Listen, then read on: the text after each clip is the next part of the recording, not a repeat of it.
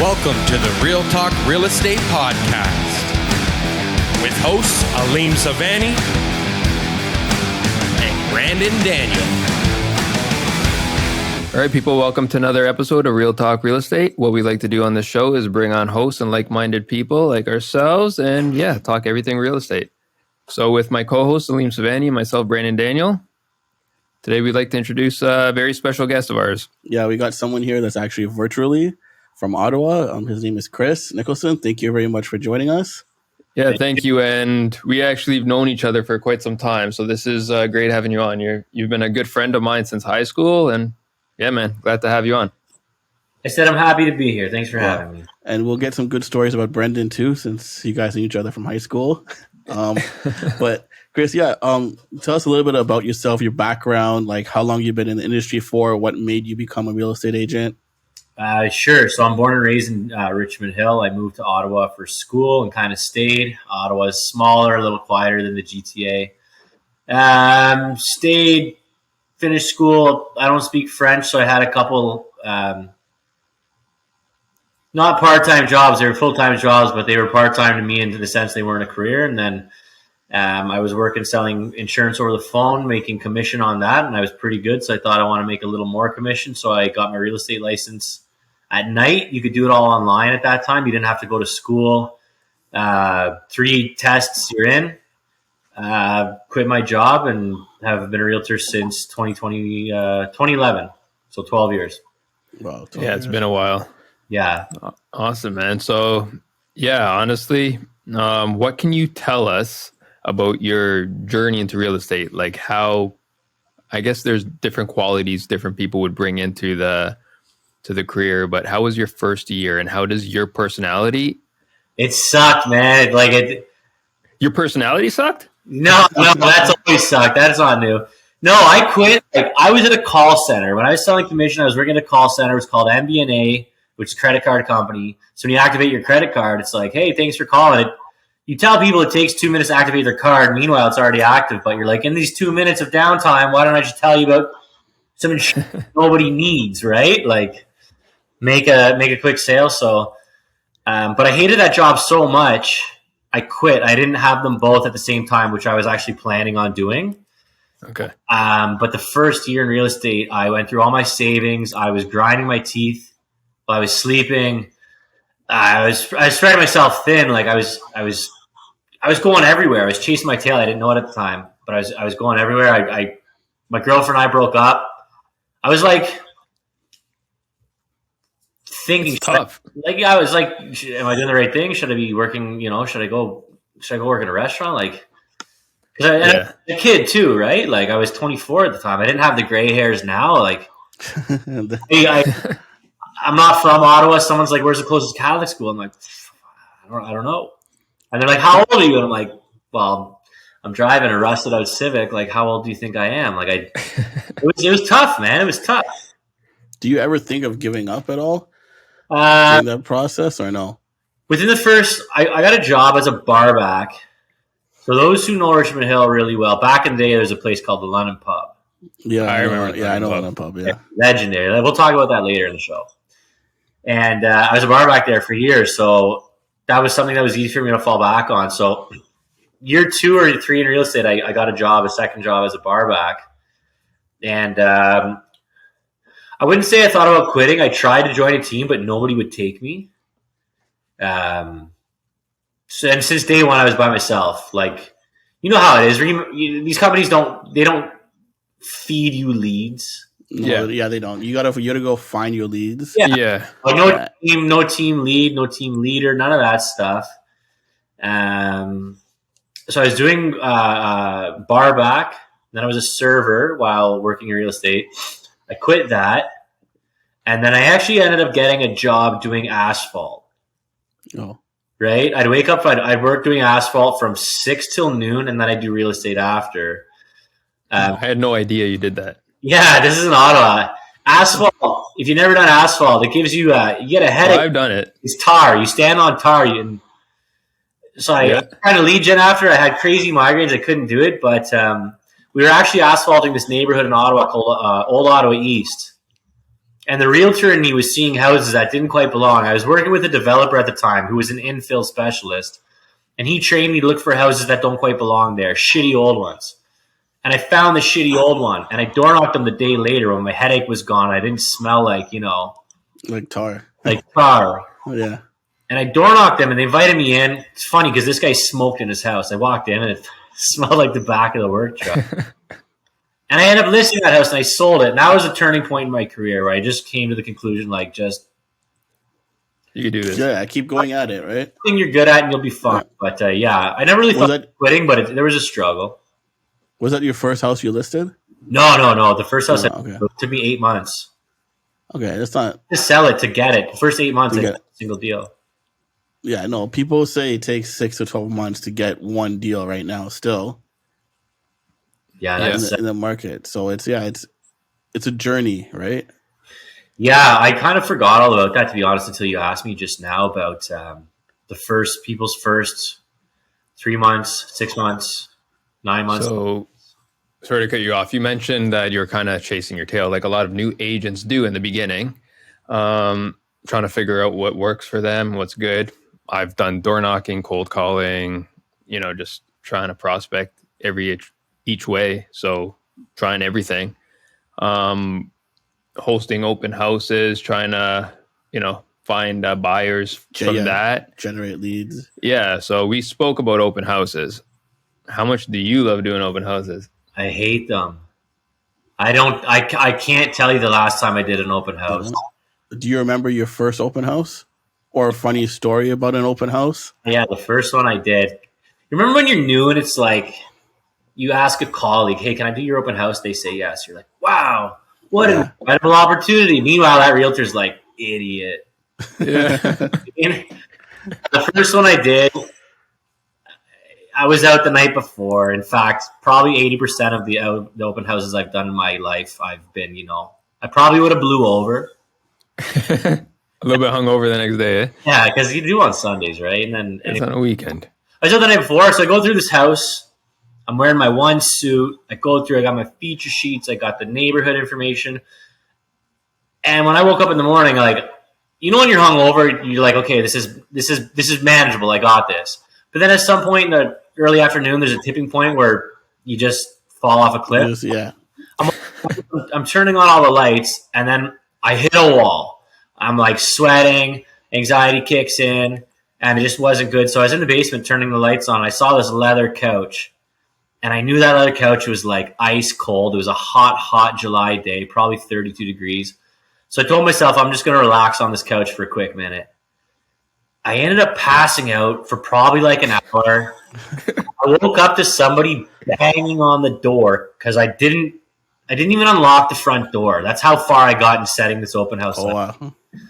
And so I scramble, I go upstairs, and I open the door, and it's a fucking mortgage broker who's looking to like make relationships in the neighborhood with So I talked to them for a couple of minutes, and they all of a sudden, like, something goes off with them. They want to leave. They want to get out of there.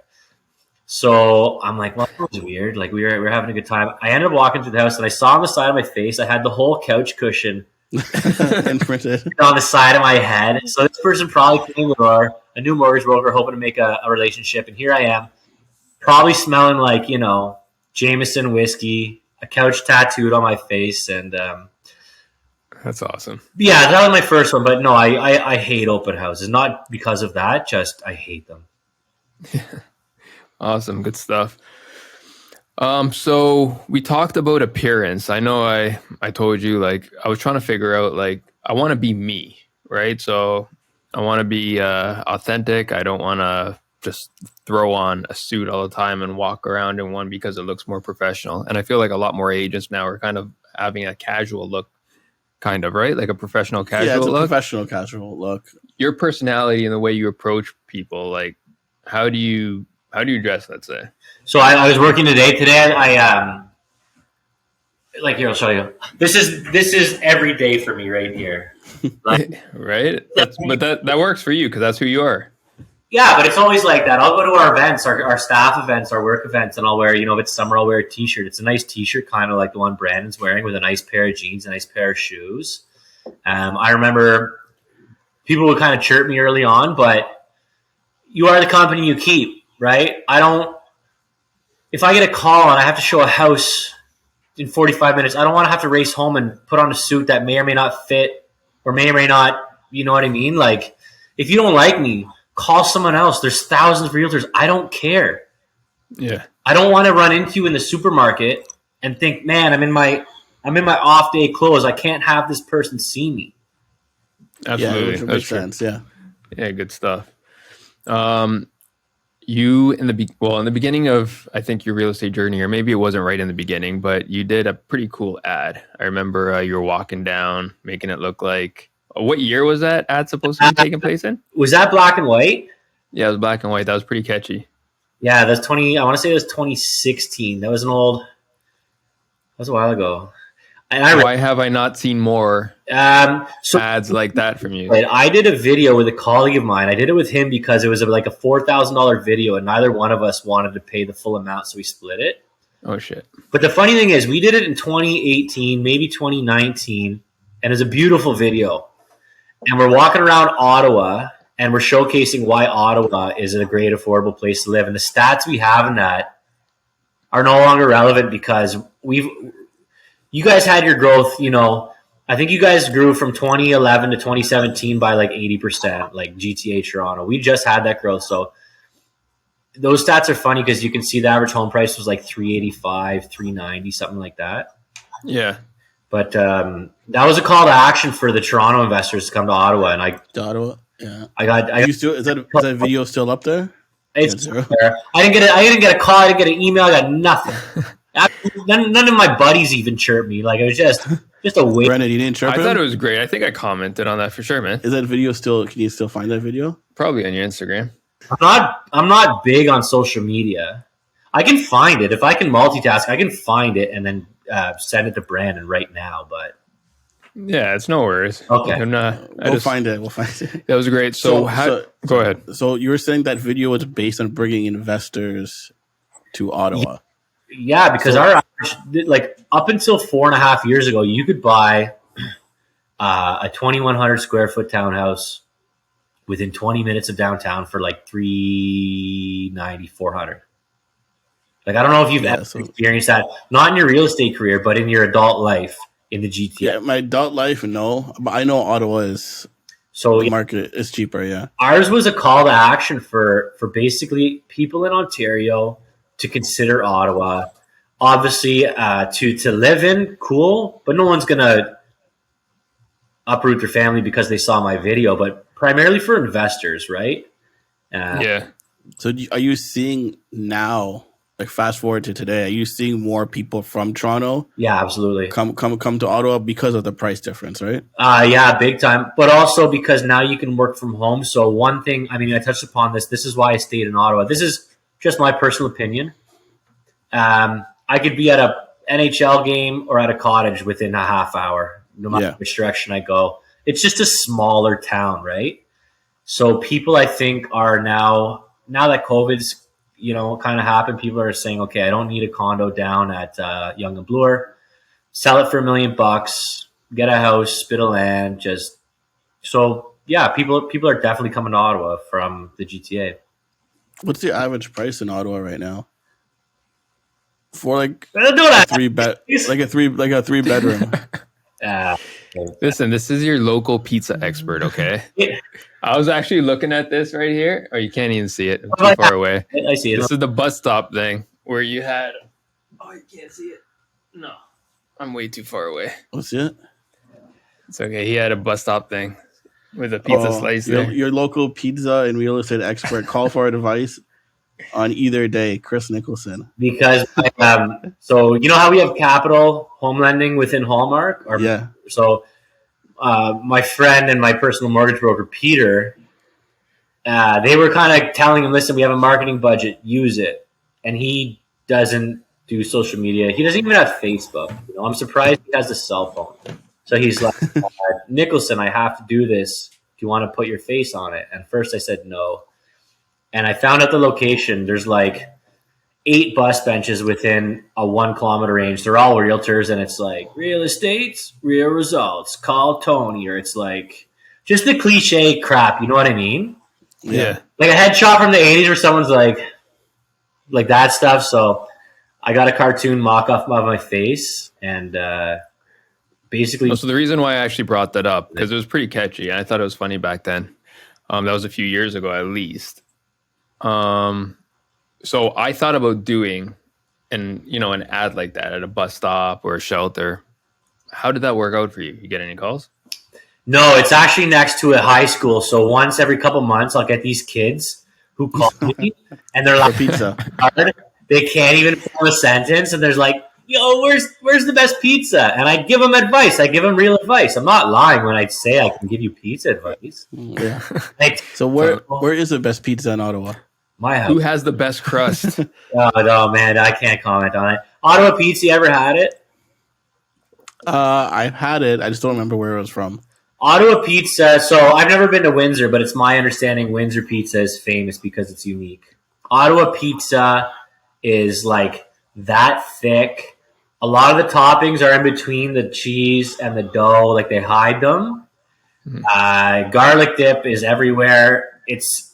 That's too much for me. It's different. Like it's no Abruzzo. I remember those. So yeah, days. Oh yeah, good days. So what else? So maybe like from the time you started to now, you're doing very well right now. Like how do you get to this point? I know you're grinding it out, but like what do you do in terms of like generating leads or clients? So that's kind of multifaceted. It might be a long-winded answer if that's okay. Yeah, that's fine. So the first couple of years, as I mentioned, I was chasing my tail, I was spinning my tires. And what I mean by that, I was getting a little bit good at everything. I was a little bit good at door knocking. I was a little bit good at cold calling. I was a little bit good at hosting a small networking event. I was a little bit good at, all that stuff. And this is back in the day you could call for sale by owners. For sale by owners, you could hit Kijiji and find people who are doing that. But I wasn't focusing on anything. I'd hear about Steve doing 50 houses a year on farming. So I'm like, oh, farm. I'd do it for a week and I'd give up. Like, I didn't get any deals. I better give up on this. So naturally over the course of 3 or 4 years, I think like unconsciously learn, just be yourself. People will work with you. So since then, I hate to say this, I really don't lead gen. I don't cold call. I don't door knock. I don't do open houses. If I have a listing and I get an email notification, hey, so, the realtor leads? Yeah. I give those away. I'm extremely lucky in the sense that I've just flourished as an individual, and someone with my approach likely has a high success rate in an industry that has a high failure rate in an industry that has an extremely high failure rate in itself.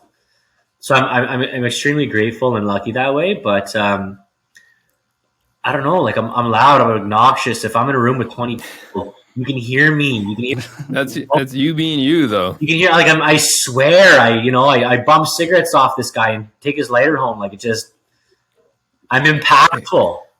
Yeah. You're memorable.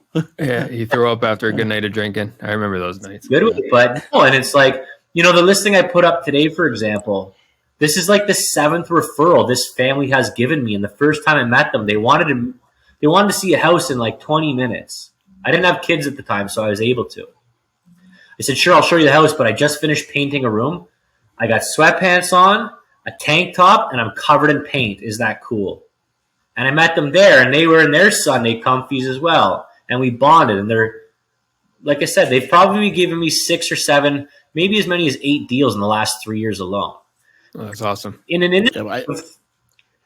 industry of a lot of pretentiousness or phoniness, rented Mercedes and suits that look like they're worth a lot, but they're the same recycled suit that Buddy just had hemmed and tailored. Like, be genuine. Anyone can find a phony realtor who talks a big game, but yeah, absolutely. No, you got to be yourself. And I'm similar like you. Like, I'm lucky that I got a lot of referrals coming in, but that's because I'm just genuine at myself. I won't show up to a client dinner with someone I know who's going to wear sweatpants, and I'm going to wear a suit. Yeah. Right? And I prefer sweatpants over a suit.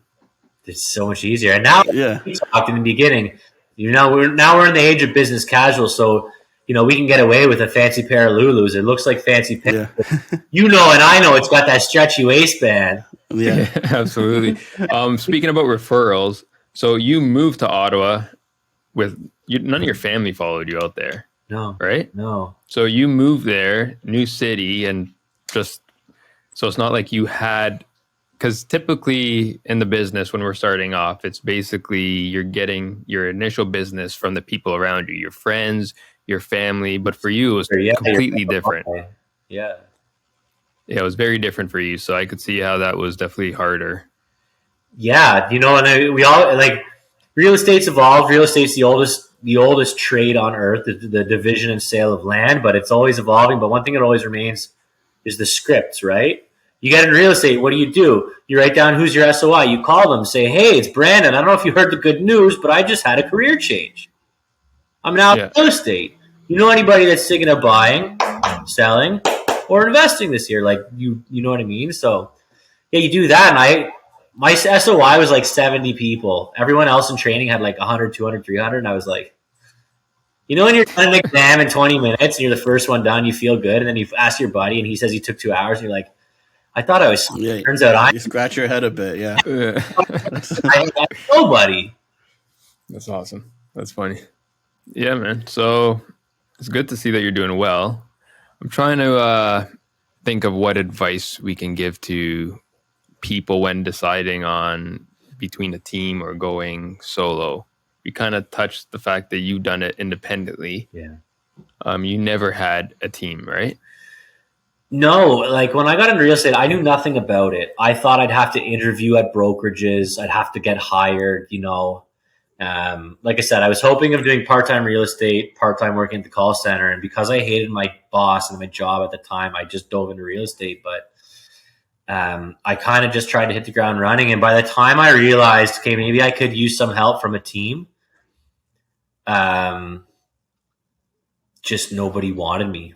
Not in like a whoa, poor me type way. I didn't go about it the right way. I was already a realtor for 6 months. So at that point, I had presented myself as an individual, and they just didn't want to take on someone who, failed as an individual. They wanted to mold me from day one. But I think whether you go individual or team, it's just personal choice. That's all it is. The trades or go to post-secondary education. Do you, sorry to cut you off, money, but do you do a lot of leases at this point? No. Do you hate that? I did a lease 2 months ago. I flat out told the guy, I said, you don't want me doing this. Leases are as much work as Buddy, it's twice as much. Yeah. Or even twice, yeah. It's a lot of paperwork. So when did you stop doing leases or taking them on?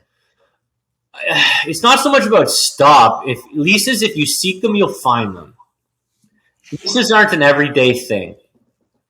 But as a newer realtor, you seek them because you want to get familiar with the paperwork. It's work. You stay busy, right? You can have a 7-hour day. You don't make any money, but there's a sense of fulfillment. You talk to another human being in that day. When you're self-employed as a realtor and you're new and you don't have clients, that's big because there's days that go by, you just stare at the wall. It feels like you're getting something accomplished. Yeah, so it's a sense of accomplishment. It's a false sense of accomplishment if you haven't done anything. But it's not that I stopped doing leases. Like if I have to do a lease, I'll do one.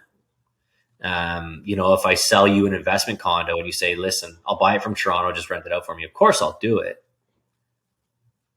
But every 3 years right now, I would say. Do you remember what your first deal ever was? Yeah. Like how did that go? Mario Patry and Catherine Barrett. I sold their house. Yeah. It was on, I'm brain dead.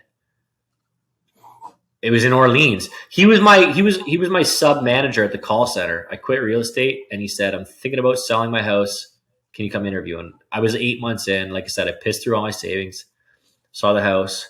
Guy beats me up on commission so bad, but I was like, you know what I mean? I made like bucks on the deal. But yeah, that was the first one I ever did. A guy who knew me. Yeah, and that's where it normally comes from. But when you were writing that first deal, did you know what you were doing, or was it like? No, not a clue. It's like I was like, no, not a clue. He spelled his name wrong on his first deal. Yeah, I That spelled was my your name first, wrong. right? Yeah, No, but I've done that many but times. Like, see, I'm not the only one. No, In Ottawa, do you have a lot of new homes going up? yes, tons. Tons of new homes, eh? so You see a lot of people coming from Toronto moving down there? It's everywhere. Ottawa, I don't know. Ottawa's funny in the sense that like it's always the city that Canadians forgot. Like Ottawa's boring. It goes to bed early. But if you break it down from an economic standpoint, we're the capital. We're a top 5 Canadian city. If you think of like, okay, get rid of Vancouver, Toronto, we get it. Get rid of Montreal, Halifax, Calgary, Edmonton, Ottawa. Those are the other big ones. Our population's always been lower. Our housing numbers have always been lower. Our house values have been lower. But we have high education. We have high income. We're right in the green belt. We've got the infrastructures here. We have the golf courses. We've got the highways. I live 5 minutes from the Ottawa River. I can see the Gatineau Hills across. So it's always been begging for a change. So I think everybody from Ontario or Canada is either coming back to Ottawa because it's changed from when they grew up, or like people in Toronto, you sell a house in Pickering for 1.4. Why not buy a similar house in Ottawa for $850 and pocket the change? Yeah, absolutely. do you see a lot of people investing near like Carleton or Ottawa U or That's always not as much? like a microeconomic market, right? There's always those investors. Like I just sold a condo a couple weeks ago, and the people from Pickering bought it for their daughter, and now she's done law school, so selling it. But the biggest external investment influence is like, I'll just say it, it's Asians from the GTA. They'll buy 5 brand new townhouses at a time. Yeah, Yeah, I can see that. because what you can get 5, it's crazy. Can I say Asians? Is that allowed? Yeah, Yeah, why not? I don't know. What would be your... So I get a lot of people trying to get into the real estate market right now, never just been renters their whole life. And it's obviously a lot harder for the younger generation to try and own a home right now. When's the perfect time? I get that question. Like they feel like the market's too out of reach right now, but do you see it changing? $1 million. Answer that pretty much. The $1 million question. What's the future of the market? Honestly, Brandon, there's no perfect time. You can watch on the sides. I've got clients that when COVID first hit, they could have bought houses for $440, but at that time that was expensive. Honestly, they're probably still watching, right? There's no perfect time. What they need to understand is just become a homeowner. And you guys know as homeowners, the second you're a homeowner, you're like, why did I wait so long? This isn't hard. But you have so much leverage, right? You can get a line of credit. You can travel a little more. You can. It's so much easier. So the point of entry is when you can afford it from a down payment standpoint, right? And that's really the toughest thing. As prices go up, people's $80,000 down payment turns into the requirement to have 110. So that's the catch up. They're always chasing that. But in terms of the perfect time, is the market going to shift in their favor?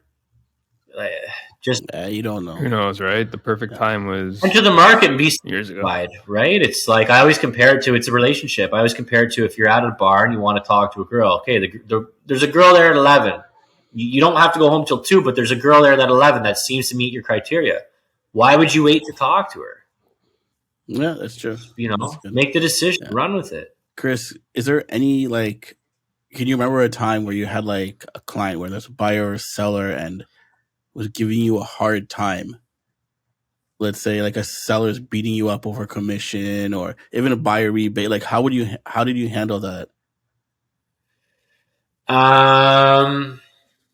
I mean, it happens all the time. That's a bit of a chameleon. Sometimes you don't realize someone's really taking advantage of the situation because they're a 65-year-old woman, or they're doing it over email, so you can't address their body language or the tone of voice. But again, it's relationship, right? It comes down to what I said previously. The way I handle it is I just nip it in the bud. I have no problem. I've been fired. I've fired people. It feels good. If you're oil and water, or something's not off on the right foot, I nip it in the bud and say, hey, listen, like it feels like we're going left. Do you want to stay on road or do you just want to part ways? And they either correct themselves real quick or you part ways. Oh, you part ways, yeah. Do you remember the first time you got fired? No. Oh. I mean, it's or, like... Or fired, or you guys just like parted ways, I guess, right? Like... Man, there was a bad one years ago. So we used to have this thing called Grapevine. Grapevine, I think, is still around. But it's like version 10.0 right now. Grapevine used to be for sale by owner. And this is original for sale by owner, mere posting. You could call these people. And this guy had his house listed, and he had a pool in an area called Alta Vista. And I was dying for leads, and I called him. And he was an older guy, not like a poor senior, but he was 60. And I'm like, hey, man, you're only asking 400. I could sell your house for 415. So that incorporates my commission, it respects your bottom line. And he was reluctant. And I didn't sell him up shit's creek, but I was convinced, and I convinced him that this could happen. And after like 6 weeks of nothing, he fired me. He called me over. He fired me on the spot. You know, he called me a liar, blah, blah, blah. I felt so bad on it. I don't know if you had to block that name out. He might be dead by now. Oh, yeah, we went blocked up for it. I felt so bad. I felt so bad. And it stuck with me. And so that was one of the earlier times I've been fired because, again, I was spinning my tires. That was easily within my first 2 years. That was a tough one. So what would you say would be someone's reason for wanting to put their house up for sale by themselves? Is it basically over commission? They want to save some money. They think real estate agents just are all the same. They don't do their job, right? You name it. They may think I can do it.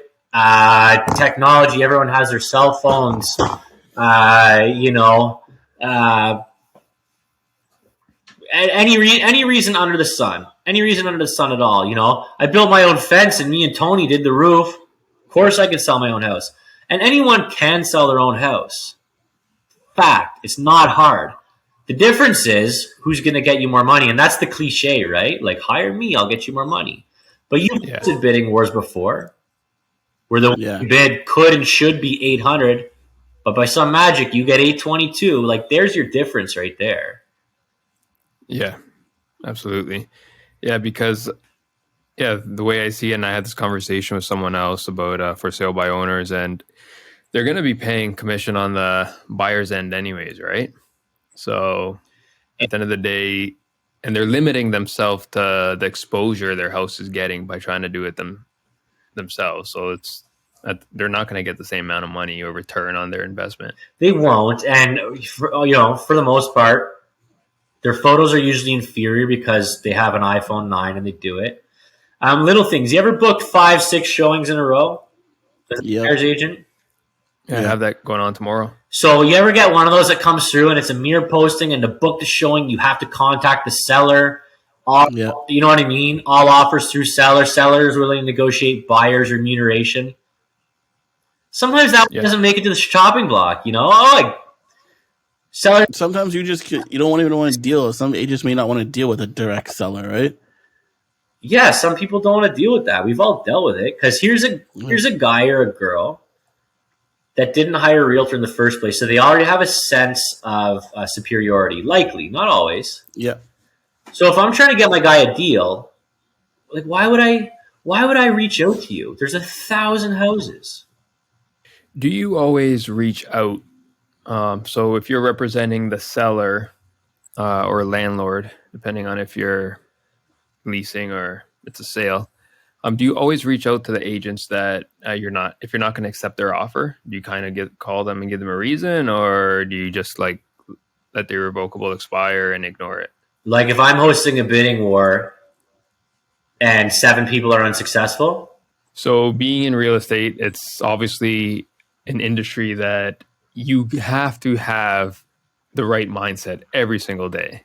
Like, you got to be out there with a positive attitude. People feel that energy. If you're not, positive and giving off that kind of vibe to people, they're not going to want to work with you. So what's your take on distractions? How did you go about limiting any negative distractions around you? A lot of it just comes down to time blocking. If you're effective with time blocking, don't check social media till noon, or don't talk to your buddies in the group chat until 2 p.m. You don't need to have lunch with colleagues 5 days a week. I think if you manage your own time and your own expectations of the results of that time, the distractions kind of fall by the wayside, because people who are focused or simply have blinders onto those distractions, I find are more successful. Distractions are everywhere. If you're the kind of guy that wakes up at 6:30, you're on Instagram for an hour trying to plan a lunch with your buddy so you can, you know what I mean? Like, just stay focused. Manage your own schedule. And Yeah, absolutely. if you want to do a meditation for an hour, stick to it. Put it in your calendar. Follow that.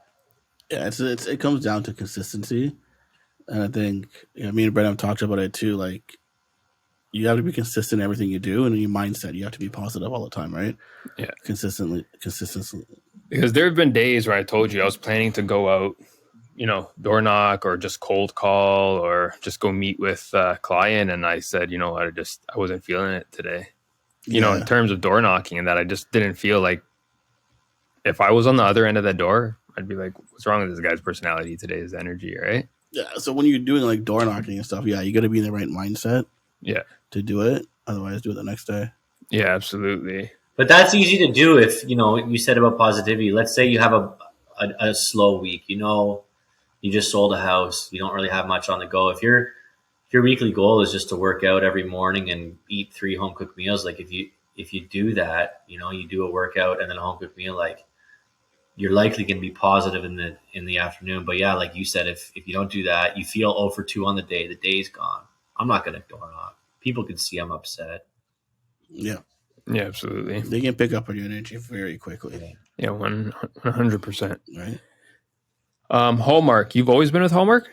No, I started with Keller Williams Ottawa, and Hallmark acquired That's right. some time ago. I don't remember, maybe 6 years ago. Okay, perfect. So you guys could technically work together. We can work together because I'm at Hallmark too. So we'll talk off camera. Yeah, you want to pair? Yeah, and we can talk. Good stuff. Any other funny or crazy experiences or stories you could think that you wouldn't mind sharing? Does it make you look too crazy? PG version, maybe. That's what I'm a little bit. There's like a little bit R. There's the non-PG. No, like in a nutshell, you see it all. You walk into people naked because they forgot you were coming. Who refuse to leave and lock you out. Domestics. You go home, you check your pocket. There's a set of keys in there, and you just showed 6 houses, and you're like, oh no. You gotta go back. Oh, dude, I've had someone put at a listing, and the buyer's agent put the wrong key in the wrong lockbox. Yeah. And they saw there were 6 listings, and she mixed up every single key in all the lockboxes. So it took us 2 days to figure everything out. Yeah. Or go to a condo in winter, and the lockboxes, there's 100 of them on the bar. Yeah, you gotta find one. And they're like, the code is 1226, and you kindly find it, but it's frozen. Like it's, yeah. Oh yeah, and you can't turn it. I had this. I don't know if it's ever happened to either one of you, but I've actually reset the lockbox code to someone else's lockbox by accident before. How do you do that accidentally? I don't know if you can do that by accident. Either way. I did. It was open, so when it's open, it has that like switch or something, right? I was fumbling around with it. I couldn't get it to close. So I was like, maybe it's this thing. And I was fresh, like first month, right? I was like, maybe I have to push this inside and I can close this thing. I don't know. I couldn't. It was cold outside, but I don't know, man. My fingers were just like fumbling around. I hit reset, and then the other agents looking over your shoulder. No, there's a couple. And I was like, I have no idea what happened. A couple stories I can't share, but there's always a topic. We have an online post like you're not a realtor. You're not a realtor unless, and you share some common realtor stories that only happen with experience. They don't happen year 1 or year 2. So a common one I find, and it's happened to me, is when you do an open house. Open houses are 2 to 4. There's always someone that comes in at 3:59 p.m. without fail. Yeah, without fail. But what happens sometimes is you do an open house 2 to 4, 2:15 nobody, 2:30 nobody, 2:45 nobody, and like. I don't like going to the bathroom in public, no matter what, school, restaurant. I just don't like it, let alone a client's house when people are coming in. So I had this open house one time, and it was like 3:44 p.m. Crickets, not a soul had entered, and I had to go to the bathroom real bad. And I'm not talking about taking a pee. So I was like, okay, I for sure have a small window here. Sure enough, the second I sit down and gravity kicks in, bing bong, and I'm like, oh man. Oh man. It's like a guided tour of the house. They're like, what about that room? I'm like, yeah, we'll do that. Yeah, let's just pass that for now. Yeah, man, it's been great having you on. I definitely want to have you back another time when, we can talk about, how the market is in the fall, if you don't mind coming back on in a few months down the road. Works for me, and I apologize. I didn't talk too much about the current market, but I was... No, that's okay. No, it's okay. That's okay. We didn't want to touch on that. Yeah, if you could let us know how people could reach you, if you have social media, email. Yeah, just 613-799-4006. My email is crazy long. Thank you, Hallmark, for not allowing it. And social media, I don't go on social media that often. Yeah, and if anybody wants a good slice in Ottawa, that's the number to call. Yeah, but apparently there are no good slices in Ottawa. No, there are. Just Ottawa pizza overall is not standard. It's not the best, yeah. It's all good, all good. All right, well, thank you so much. Have you on again soon. And yeah, thanks for tuning in to another episode of Real Talk Real Estate. Until next time. Don't forget to follow us on Instagram, TikTok, and YouTube.